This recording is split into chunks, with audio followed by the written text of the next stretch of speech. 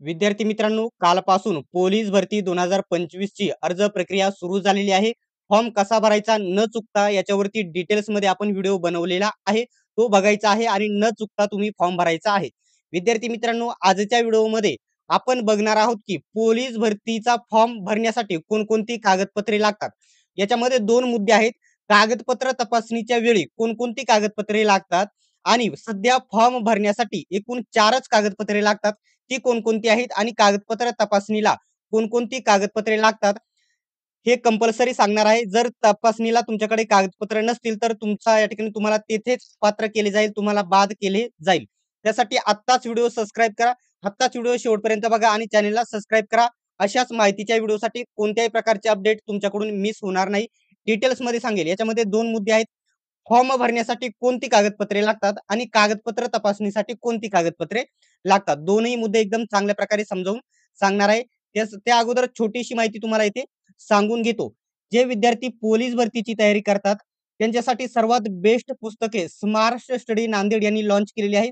Police भरती 272 प्रश्नपत्रिका संच आणि पोलीस भरती 411 प्रश्नपत्रिका संच या दोन्ही पुस्तकांमध्ये इथून मागे झालेल्या नवीन आणि जुन्या सर्व प्रश्नपत्रिका कव्हर करण्यात आलेल्या आहे. एकदम स्पष्टीकरणासहित तुम्हाला याचा 100% फायदा होईल.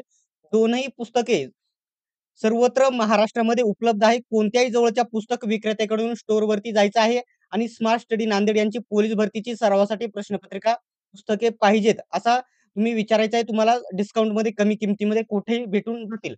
जर ऑनलाईन ही पुस्तके तुम्हाला खरेदी करायची असेल तर ऑनलाईन Amazon, Flipkartवरून तुम्ही खरेदी करा. ठीक आहे. याबद्दल डाऊट असेल तर विचारू शकता. आता महत्त्वाचा पॉइंट आहे महाराष्ट्र पोलीस भरती 2025 साठी कागदपत्रे कोणती लागत आहेत? कागदपत्रे कोणती लागत आहे? मी तुम्हाला इथे सांगतो. सर्वात पहिल्यांदा कोणकोणती कागदपत्रे लागतात ते सांगतो. नंतर फॉर्म भरण्यासाठी कोणती लागतात हे सांगतो. तुम्हाला ही कागदपत्र तपासणीला सर्व लागणार आहेत, हे लक्षात घ्या. आता जो पहिला आहे पॉइंट 10वी-12वीचं दोन्ही निकाल तुमच्याकडे असणे गरजेचं आहे आणि दोन्ही बोर्ड सर्टिफिकेट तुमच्याकडे असणे गरजेचे आहे. निकाल प्लस बोर्ड सर्टिफिकेट दोन्ही असणे गरजेचं आहे. ठीक आहे. तुमच्याकडे एकतर शाळा सोडल्याचा दाखला असला पाहिजे. जर तुम्ही शाळा शिकत असाल तर कॉलेजला असाल तर बोनाफाईड सर्टिफिकेट तुम्ही काढून घ्यायचं आहे. हे या ठिकाणी लगेच लागणार नाही. तुम्हाला मैदानी चाचणीच्या वेळेस हे लागेल. ठीक आहे. फॉर्म भरताना लागणार नाही. ठीक आहे. फॉर्म भरताना काय लागणार आहे हे देखील पुढे सांगतो. तुमच्याकडे या ठिकाणी जातीचा दाखला असणे गरजेचं आहे. हा कंपल्सरी आहे. ओपन कॅटेगरी सोडता सर्वांना कंपल्सरी आहे जातीचा दाखला. जात पडताळणी फॉर्म भरताना लागते का? तर या ठिकाणी जात पडताळणी कागदपत्र तपासणीच्या वेळी सुद्धा लागत नाही आणि फॉर्म भरताना सुद्धा जात पडताळणी लागत नाही. जर तुम्ही पोलीस झाला, तुमची निवड झाली, तर 2 वर्षाच्या आत तुम्हाला या ठिकाणी ही कागदपत्र जात पडताळणी द्यावी लागते. सध्या लागत नाही. नॅशनॅलिटी लागत नाही. नॅशनॅलिटी जवळ बाद करण्यात आलेली आहे. परंतु अधिवास प्रमाणपत्र म्हणजेच तुमचं डोमिसाईल सर्टिफिकेट तुम्हाला कंपल्सरी लागणार आहे. कंपल्सरी आहे लक्षात घ्या. डोमिसाईल म्हणजेच तुमचं या ठिकाणी अधिवास प्रमाणपत्र कंपल्सरी लागणार आहे. फॉर्म भरताना सुद्धा लागणार आहे. फॉर्म भरताना कोणते लागतील हे सांगतो. त्याच्यानंतर एस-सी आणि एस-टी कॅटेगरीला नॉन क्रिमिलियर लागू नसते. इतर कॅटेगरींना ज्या कॅटेगरीने लागू आहे, त्यांना नॉन क्रिमिलियर कंपल्सरी आहे. ते लागू आहे, ते लागणार आहे. ठीक आहे. एम-एस-सी-आय-टी लागते का फॉर्म भरताना? तर एम-एस-सी-आय-टी फॉर्म भरताना लागत नाही. निवड झाल्याच्या नंतरही लागत नाही. निवड झाल्याच्या नंतर 1 वर्ष ते 6 महिन्यामध्ये तुम्हाला ही द्यावी लागते. एम-एस-सी-आय-टी फॉर्म भरताना लागत नाही. आता सर्वात महत्त्वाचा पॉइंट सांगतो. तुम्हाला जर पोलीस भरतीसाठी फॉर्म भरायचा असेल, तर तुमचं आधार कार्ड अपडेट असणे गरजेचे आहे. आधार कार्ड मोबाईल नंबरला लिंक असणे गरजेचे आहे, तरच फॉर्म भरता येईल. तुम्हाला या ठिकाणी ओ-टी-पीसाठी मोबाईल नंबर टाकावा लागत नाही, तर तुम्हाला तिथे आधार कार्ड क्रमांक टाकावा लागतो. त्याच्यानंतर तुमचा लिंक असलेल्या मोबाईलवरती ओ-टी-पी येतो. तुमचा आधार कार्ड अपडेट असणे गरजेचे आहे. त्याला मोबाईल नंबर लिंक असणे गरजेचे आहे, तरच फॉर्म भरता येईल. पॅन कार्ड लागत नाही, कागदपत्र तपासणीसाठी देखील लागणार नाही, परंतु ते काढून घ्या. ज्या विद्यार्थ्यांना चालकचा या ठिकाणी फॉर्म भरायचा आहे, त्यांचं या ठिकाणी बघू शकता चालकला फॉर्म भरायचा आहे. त्यांचा परवाना, लायसन असणे गरजेचे आहे. लायसन एन-टीचं असले देखील चालेल. एन-टी बघू शकता. एन-टीचं असेल तरी देखील चालेल आणि टी-आरचं असेल तरी देखील चालेल. ठीक आहे. नावात बदल असेल किंवा स्पेलिंगमध्ये कुठे मिस्टेक असेल, तर त्याचं तुम्हाला या ठिकाणी ॲफिडेव्हिट बनवावे लागणार आहे. एक गॅझेट बनवून घ्यावे लागणार आहे. ठीक आहे. त्याच्यानंतर नवीनतम पासपोर्ट साइज फोटो तुमच्याकडे असणे गरजेचे आहे. जास्त जुने असायला नको. 4-5 महिने जुने असेल तरी देखील चालेल, परंतु जास्तच जुने फोटो नसले पाहिजे. नवीनतम फोटो असणे गरजेचे आहे. तुमचा अधिकृत मोबाईल नंबर तुम्हाला ग्राउंडसाठी, इतर माहितीसाठी, मेसेजसाठी स्पेशल तुमचा एकच पर्मनंट मोबाईल नंबर असणे गरजेचे आहे. सर्वात महत्त्वाचा पॉइंट इथे स्टार करून मी पॉइंट लिहील. तुमचं रजिस्ट्रेशन होत असतं ते तुमच्या ईमेल आयडी वरती. ईमेल आयडी विसरलात, फॉरगॉट करण्यासाठी तुमचा लॉग इन करण्यासाठी ईमेल आयडी असतो. तुमचा एकच पर्मनंट ईमेल आयडी तिथे द्यायचा आहे. तो एकच असणे गरजेचे आहे. तो गाफील होता कामा नाही. ठीक आहे. तो तुमच्याकडे असणे गरजेचं आहे.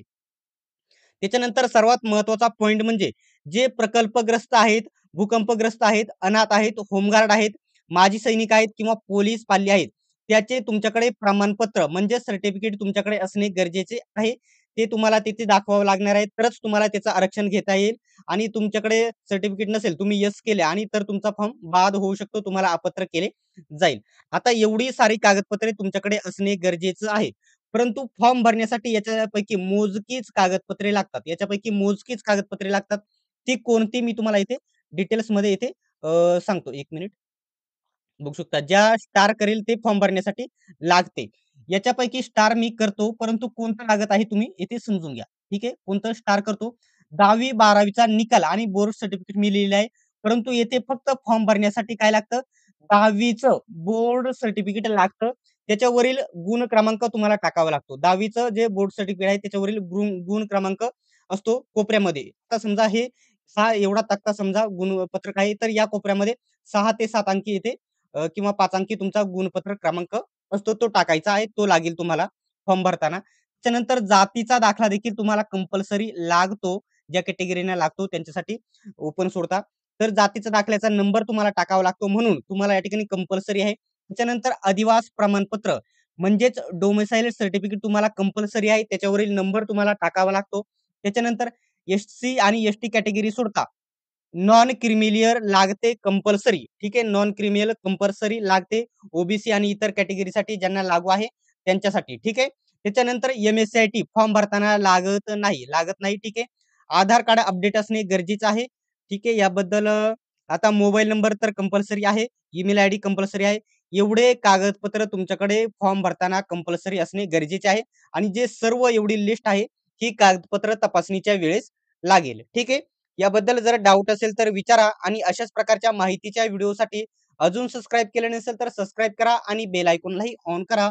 सर्वांनी व्हिडिओ शेवटपर्यंत बघितल्याबद्दल धन्यवाद. भेटूयात आपण पुढच्या व्हिडिओमध्ये.